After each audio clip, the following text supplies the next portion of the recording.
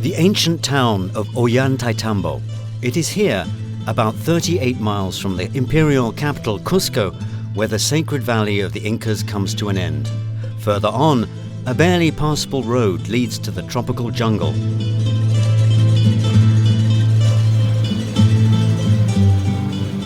Fortunately, Ollantaytambo has not shared the fate of many ancient Inca towns. It was not completely destroyed and abandoned. Today, it is still full of life.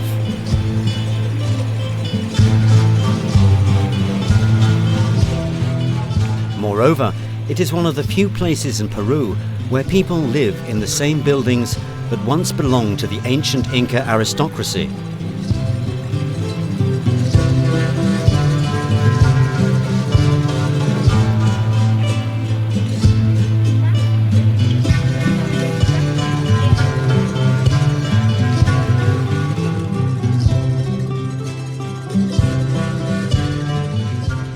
The rhythm of life has changed, but still, like centuries ago, before daybreak a fire is lit in the bakeries and rolls, freshly baked on eucalyptus wood, are delivered to the market early in the morning.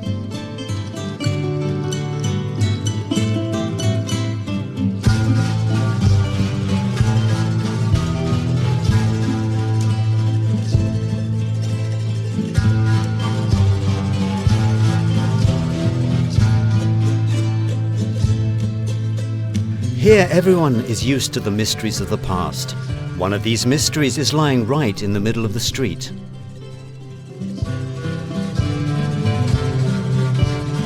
How did these megaliths appear here? They are called piedras cansadas, tired stones. They were brought from the quarries on the other side of the river, but for some reason they were not carried to a construction site and were left here.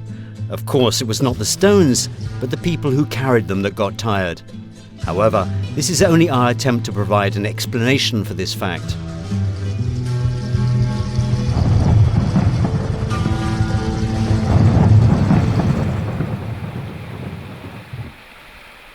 Ollantaytambo carefully protects its mysteries and the secrets of its megaliths.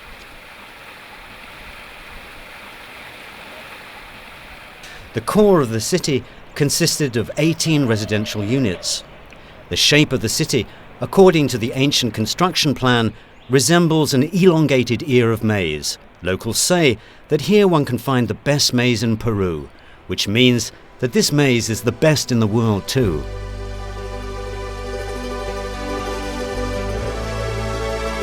However, to find out what Ollantaytambo was built for, one should look high above the city. Over there, raised above the residential area, one can see the main temple. Every morning, the sun appears from behind the mountain in front of the temple and pours its rays onto the sanctuary.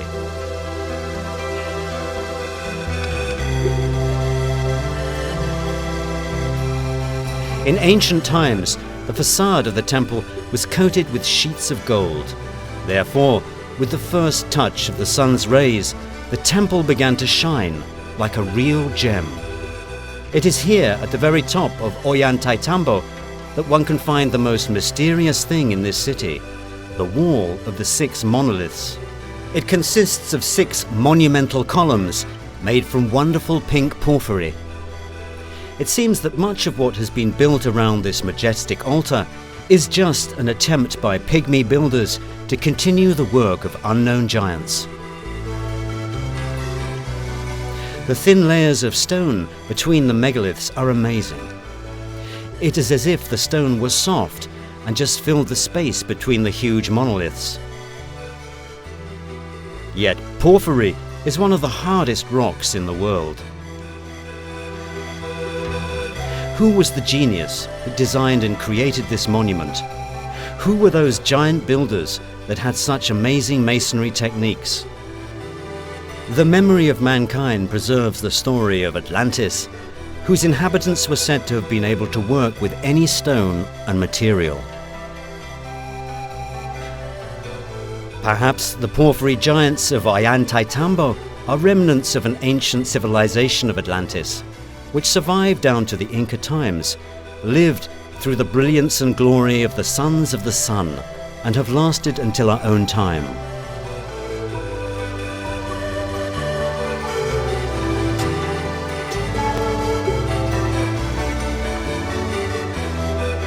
Another sacred place, the Temple of 10 Niches. The legends record the glory of Ollantaytambo as a place where the hearts of the Tahuantinsuyo rulers were buried. Mummies of the Incas and their wives were kept in the main temple of the capital, but their hearts found their rest for eternity in Ollantaytambo. They may possibly have been kept in these niches.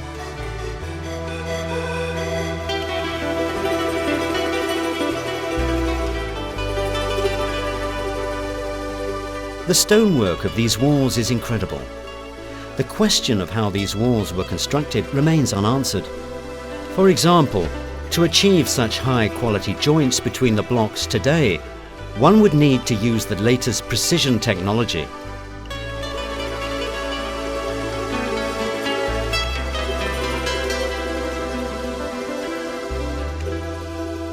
This is further evidence of the amazing skills of the ancient masons, who seem to know how to soften the rock, just like plasticine.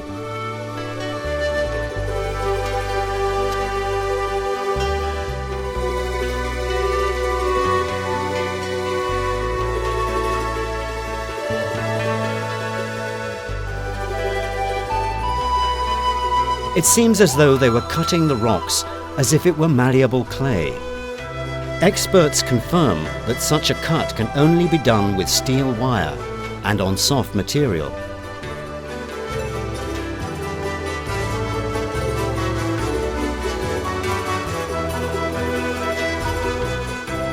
Still today, people remember a legend about a little bird called Pito, which nests on desolate cliffs. The legend says that this bird knows the secret of how to make stones soft. It knows what kinds of herbs to collect and in which proportion to combine them, so as to get a mixture that makes stones malleable.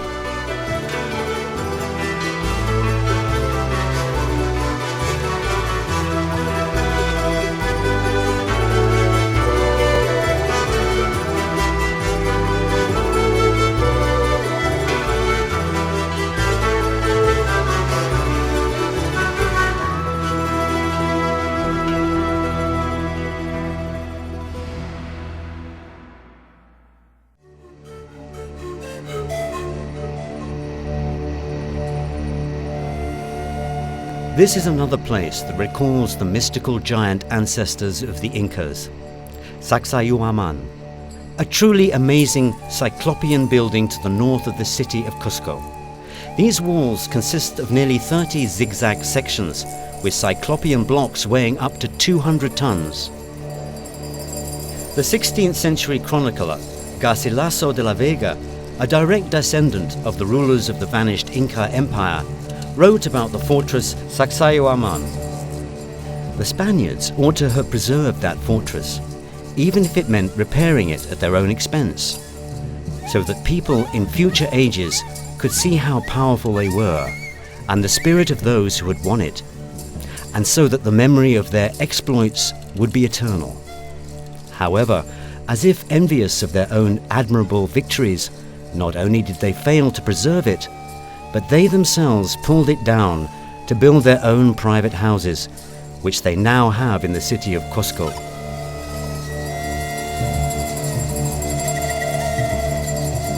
Stones like these ones have been always revered.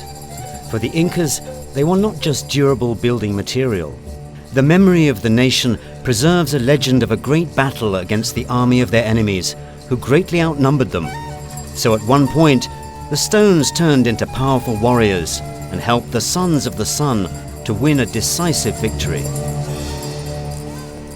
This nation has always revered the soul that animates all the kingdoms of nature. Not surprisingly, they regarded stars and streams, caves and rocks as being alive.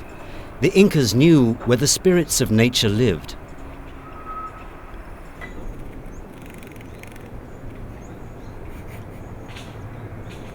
These sacred places were called Huaca. They are special places with altars designed for prayers and sacrifices.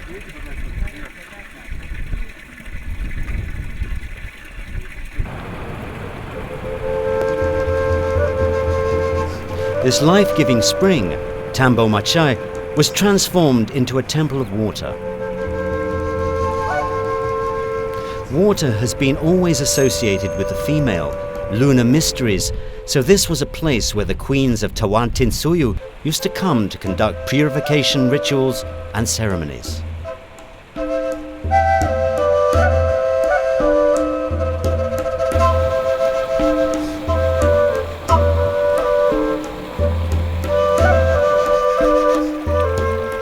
The spring of Maras turned out to be rich in salt. It was a special grace of the gods. Maras has continued up to today to be a place where salt is produced by the same techniques which the Incas invented hundreds of years ago. A long time ago at this place, where the salty spring appears out of the ground, there was a small temple or altar. Here, people could show their gratitude to the spirits of nature for their generosity through a prayer or a sacrifice.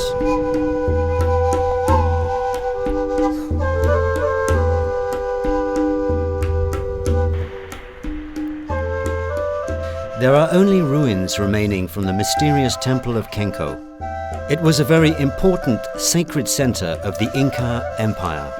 As a consequence, it was destroyed with special fury by the Spanish conquistadors and by the Inquisition to ensure the victory of the new religion. Inside the cave, an altar in the form of steps has been preserved. It was here that they held ceremonies in honor of Mother Earth, Pachamama. She is the principal female deity of the Incas, the one who protects, nourishes, and gives birth.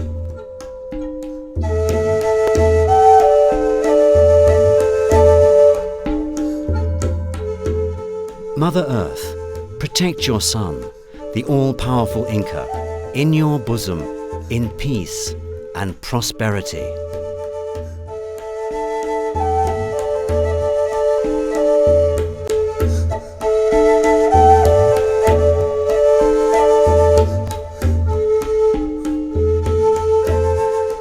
One of the chroniclers, Father Benabe Cobo, who deeply sympathized with the indigenous inhabitants of Peru, made a list of 350 Waka altars.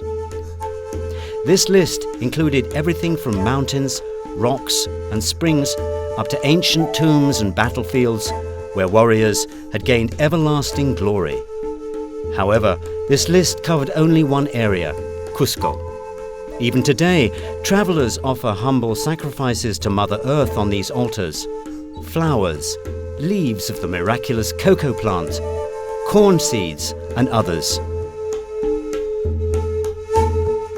Father Koba also described how the Waka sanctuaries were sited along a number of lines called seke, which all started from a single center, the Coricancha, or Temple of the Sun, located in the capital of the empire, Cusco.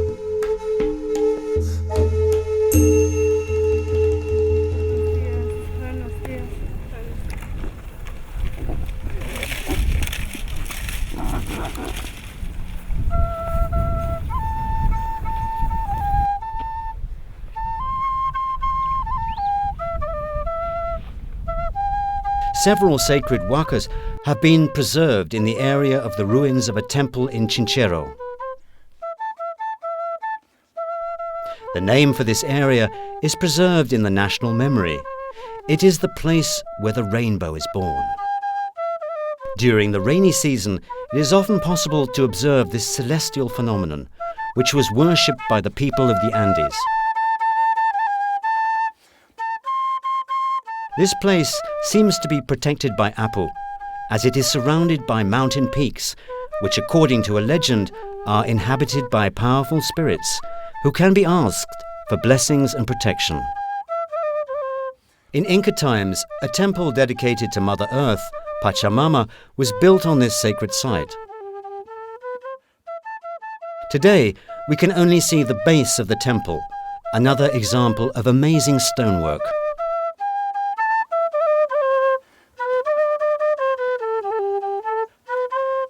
In accordance with a plan designed by Catholic priests, a Christian church was erected on the site of the Inca temple. Thus, the sanctuary of Pachamama became a temple of the Virgin Mary, and the ancient Inca altar was replaced by a Catholic cross.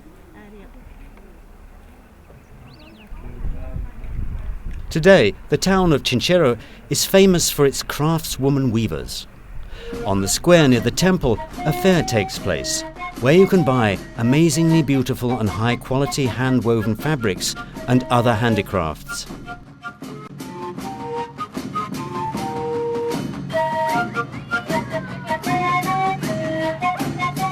The motives for these works are taken from mythology: Inti, the sun; Kilya, the moon; and favorite animals: llama, jaguar, snake, condor.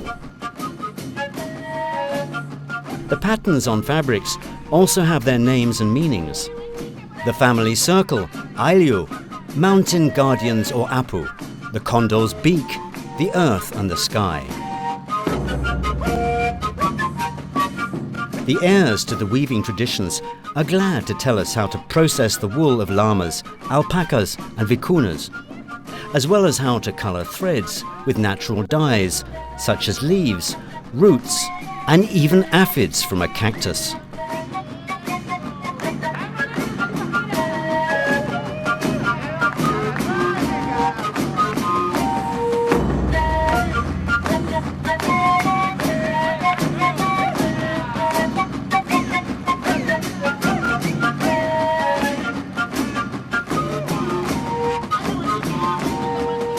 Women are weaving today in exactly the same way as in Inca times. Their fingers seem to remember symbols and patterns, and their hands generally wield simple tools: polished llama bone and wooden weft. Their clothes are much the same as those of their foremothers hundreds of years ago, with some elements forcibly introduced by the Spaniards. Many Peruvians wear their national costume every day, and not just for the benefit of tourists.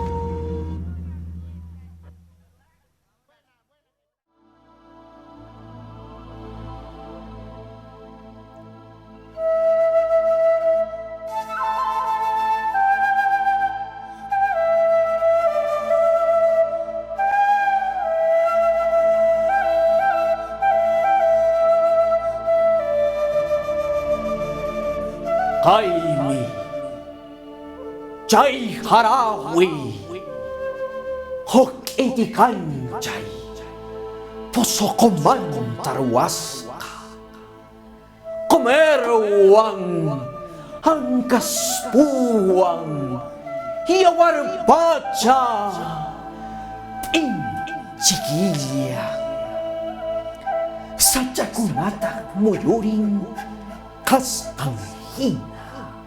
Sampaya, Sachakuna, Chinya, Manahayin Bunyoy, Sampaya, Manahayin Bunyoy, Hanak Pacha, Hanak Pacha, Hanak Pacha.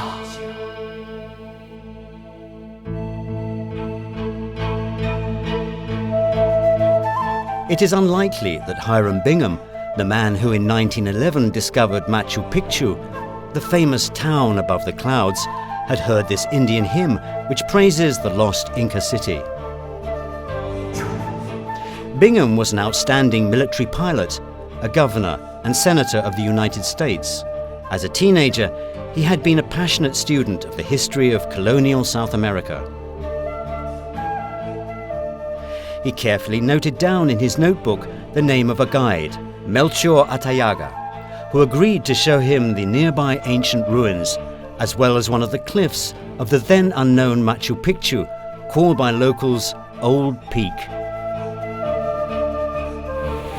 A makeshift bridge of wooden beams was constructed over a turbulent section of the river Urubamba.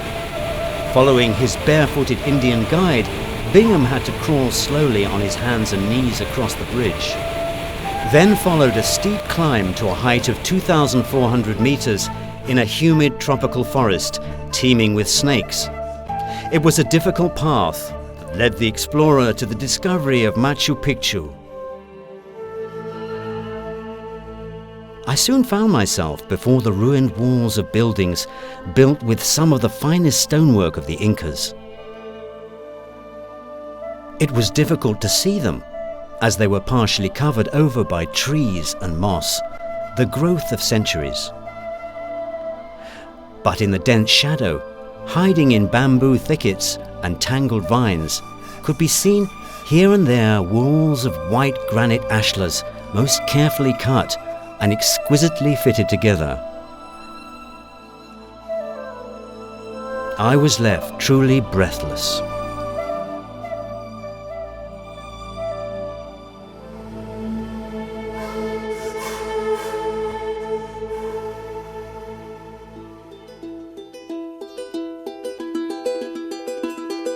Hiram Bingham paved his own path to Machu Picchu. However, at the time of the Inca Empire, strangers entered this city by a very different route.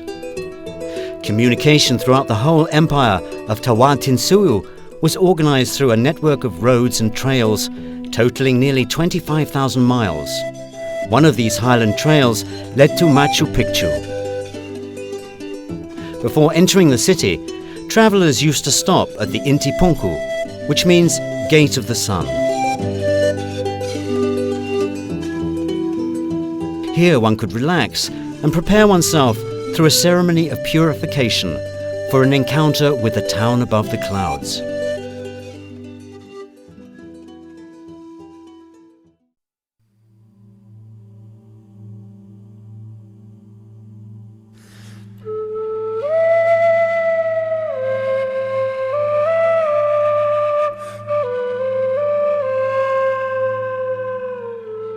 The town is oriented along a south-north axis and is divided into two distinct parts.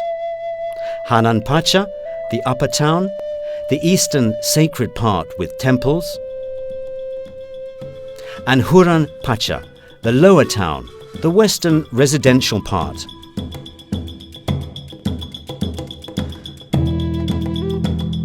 Today, all that we can learn about the town is based on the principle of similarity to other centers of Tahuantinsuyo. It should be remembered that the people of Machu Picchu left the town several centuries before its discovery by Hiram Bingham. Moreover, they did not simply leave it behind. One of the layers of the soil here consists of ashes. The town was burnt. Maybe the people by themselves set the town on fire and let the fire take all the secrets of the last stronghold of the Inca Empire away.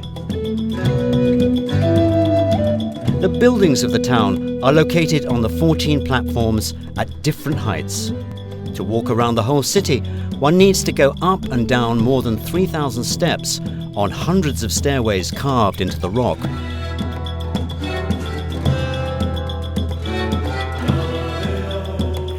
The city is fed by 16 sacred springs. They not only irrigate the terraces called andenes, symbolically it is water that links the upper town and its terraces with the residential neighborhoods of the lower town. It seems as if energy is flowing down these living staircases.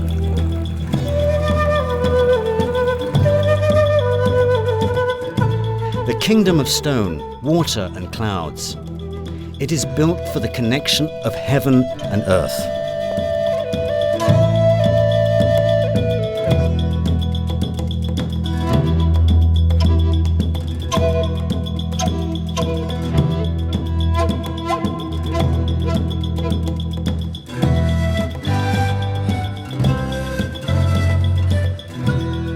Hurin Pacha, the lower town, is a place connected with the cult of the earth, Pachamama, and the moon, Mother Kilya. This is a place of yin energy in the symbolic Tao of Machu Picchu.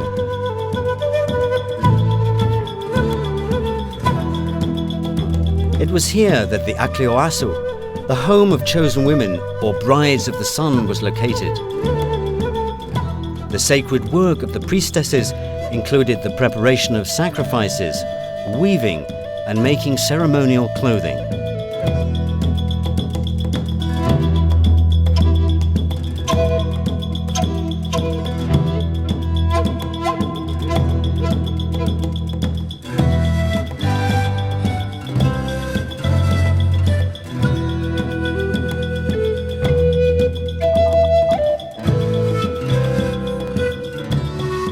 This is the altar of Pachamama, the mystery of the source that gives birth to the earth.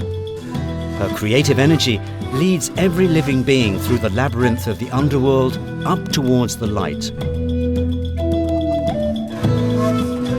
The symbol of Pachamama is an ascending stairway, the stairway to the Temple of the Sun.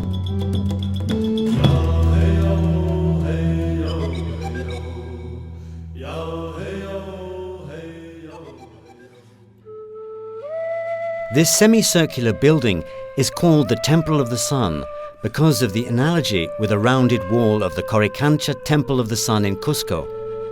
Its other name is the Tower or Citadel. These walls carefully guard a polished stone altar. This place is also called the Observatory. Probably Inca scientists, noble sages called Amauta, would observe celestial bodies from here.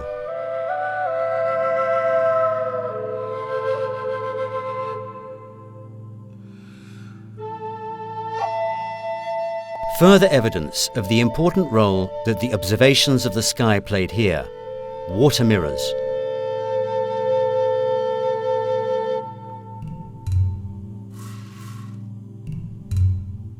This place is called the Temple of the Condor. Next to it, there is a network of labyrinths and crypts, which has been given the conventional name of the prison. But it's hardly likely that there was a need to build dungeons in this sacred area. If we consider Machu Picchu to be a center of initiation, we can assume that these were special places where the candidates underwent their trials. The shape of the rock recalls the sacred Inca bird, the condor, hence the name of this place, which is also conventional. Participating in the sacred mysteries connected with the condor may have been one of the trials of the candidates for initiation. A condor would descend to its stone nest, Machu Picchu, and having taken the sacrifices, soared up to continue its eternal flight.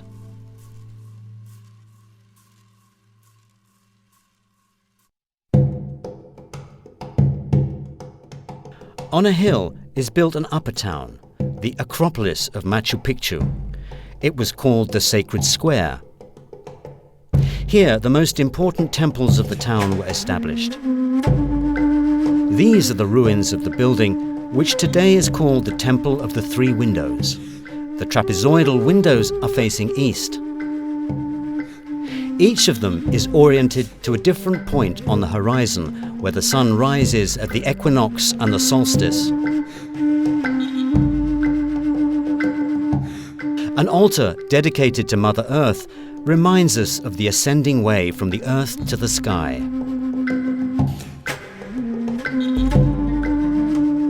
The main temple. It is not known for certain what deity was worshipped here. According to one version, it was Viracocha, the powerful and invisible god creator, the father of all gods. On the left of the altar, there is a small diamond-shaped stone. The form of the stone precisely reproduces the most important constellation of the Southern Hemisphere, the Southern Cross.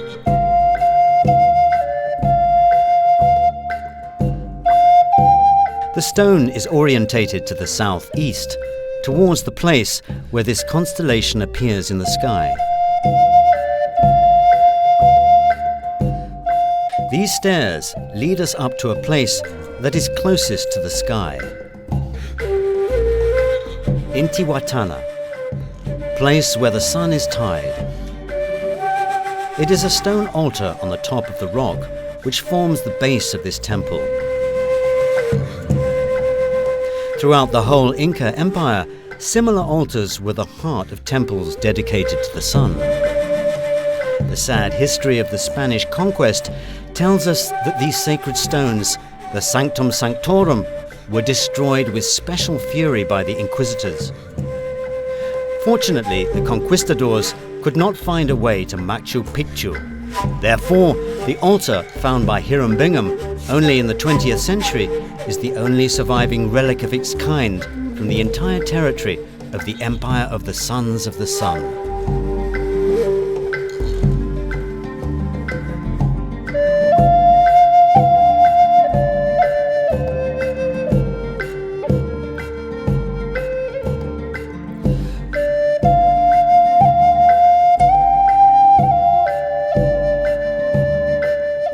during the special moments of the sun's visible movement across the sky, the solstices and the equinoxes, very important ceremonies were held here with the aim of maintaining communication with the supreme deity to support the prosperity of the whole empire.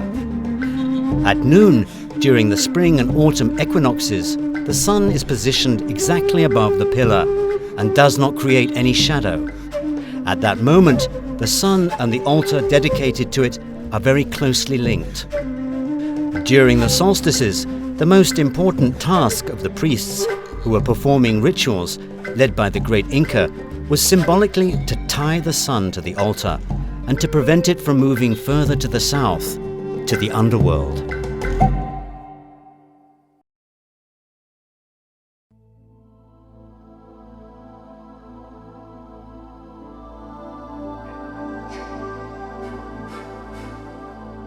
My Viracocha, shine on your Inca people. Illuminate your servants, whom you have shepherded. Let them live happy and blessed. Preserve them in peace, free of sickness, free of pain.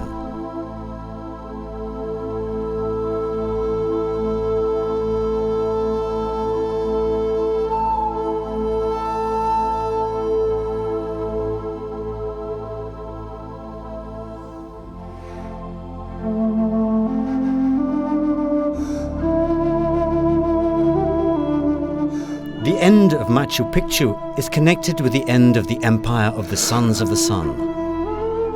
The first Europeans in this country were not prepared to meet the great culture of the Incas. Conquistador means conqueror, and this is how history came to know them. The conquistadors had a golden key to the knowledge and culture of the Incas, but it seems they were not interested in it. They appear to have been much more interested in the Incas' gold. In the Inca tradition, there were a number of prophecies.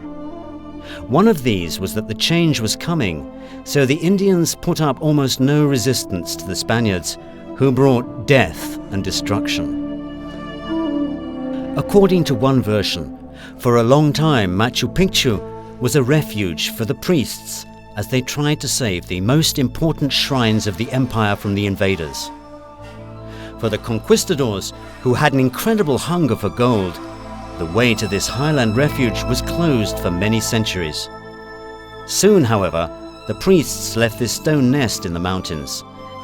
They burned everything that was not supposed to fall into the hands of the uninitiated and went further away into an impenetrable jungle, leaving behind only a stone skeleton of a town. The local population kept a unanimous silence on its location for centuries, and nature by itself hid the path leading to Machu Picchu.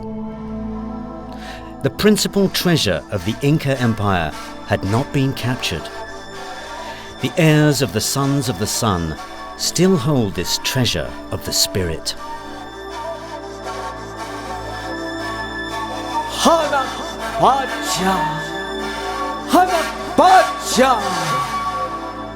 Huayna Capac, Intitaita, Huayna Capac,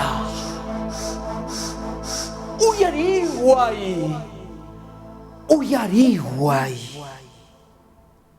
Hamutiku,